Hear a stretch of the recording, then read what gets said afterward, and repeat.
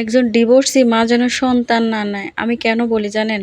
ভাই, কারণ একটা মা সর্বোচ্চ চেষ্টা করে একটা বাচ্চাকে অনেক কষ্ট করে মানুষ করে। আর সেই বাচ্চা যদি বেইমানি করে, তাহলে এর চাইতে কষ্টের আর কিছুই নেই।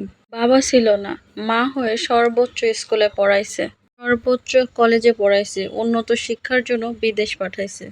দাদা দাদি, বাড়ির মানুষ কখনো খোঁজ খবর নিত না। এখন সেই ছেলে স্টাবলিশ হয়ে চাচির কথায় উঠবোস করে। দাদা দাদি, বাড়ির লোকজনই ভালো, এখন আর মায়ের খোঁজ খবর নেয় না। এখন মায়ের না আছে সংসার করার সময়, না আছে টাকা পয়সা।